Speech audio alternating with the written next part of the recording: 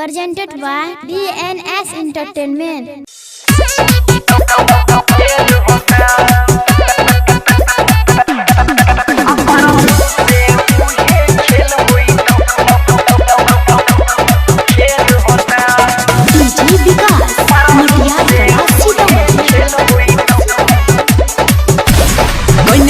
शादी हम दिलियो सिनूर गे तब किए छोड़े ले करे छी मजबूर गे कइने छियो शादी हम दिलियो सिनूर गे तब किए छोड़े ले करे छी मजबूर गे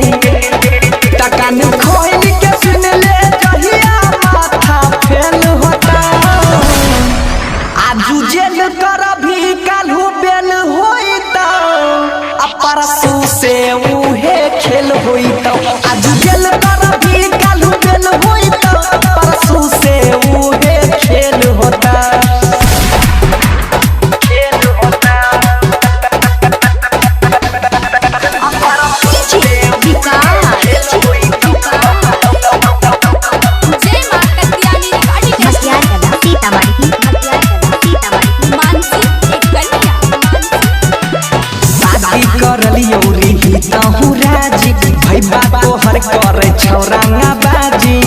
बिगड़ल बाप के बेटा छियै हम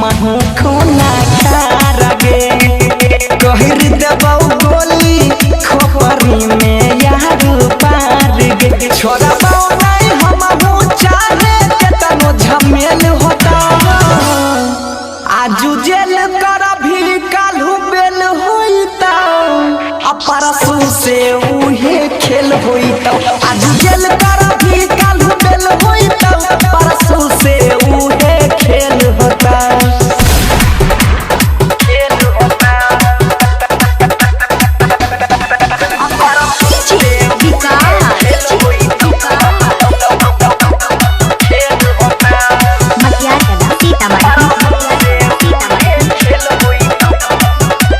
राखे भरोसा जगाबे न काल गे लागल छै हमरो इज्जत पर सवाल गे छोरी के न जइहे नै ते कइरा ले बहुमतिया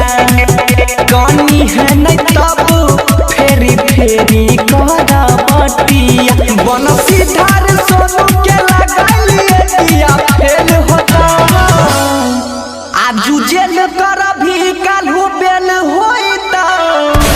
परसू से उहे खेल होता आज जेल कर भी काल्हू बेल होइता परसू से उहे खेल होता। जय मां कत्यानी रिकॉर्डिंग स्टूडियो मानसी एक कन्या।